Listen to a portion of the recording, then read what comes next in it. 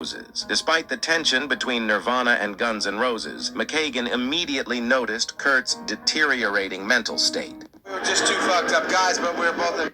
Apologies for that. As this reads, and some of you might know about it, but look, I gotta click read more.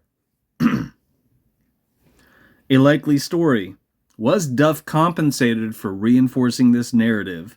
It should say a narrative no one has verified. Let me correct this. Oops, not like that. We're going to do it this way. Let's see. Maybe it didn't work. We'll see. We'll find out the hard way. There we go.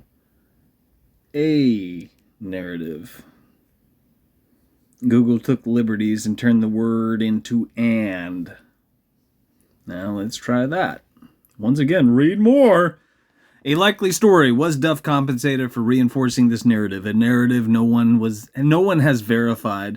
In other news, fuck phony videos presented by Bargain Bin Robot Voice. You and I are surrounded by humans who have access to the DARPA internet, who have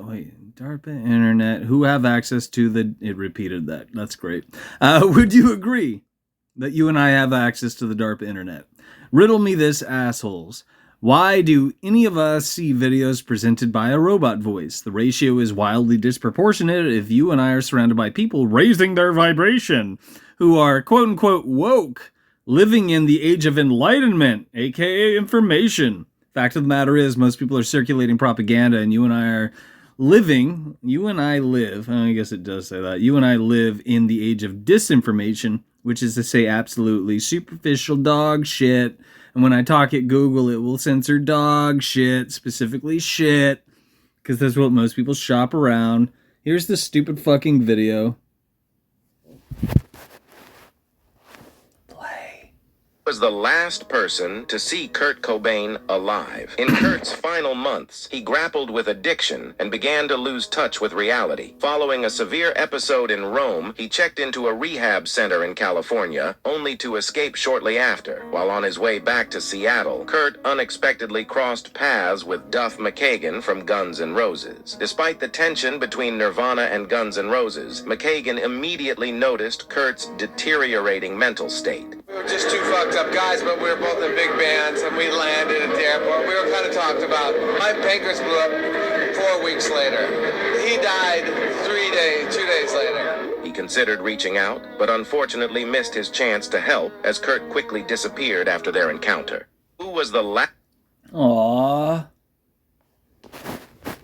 It's a likely story, and it's presented to you by somebody else who was an entertainer, before it was rebranded as influencers, among other things, to further manipulate people, and most folks probably don't know what I'm referring to, all of which has to do with social credit slavery, mind you, in terms of crapping out influencers.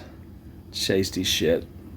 There's other things I was going to rattle off in here. Along the lines of Dave Grohl being Courtney Love's pet.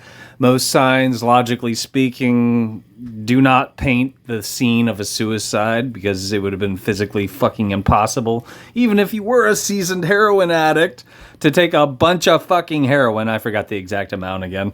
I've gone through it too many times, but you guys can look it up. And when you do, you'll realize that it's a large amount, an amount that would most likely put anybody and everybody on their ass. Point being, how do you position a shotgun and still manage to shoot yourself when you are fucked up? For those of you straight edge kids out there, you might not relate. You might have assumptions, and that's probably why that shit's circulated, but what the fuck do I know?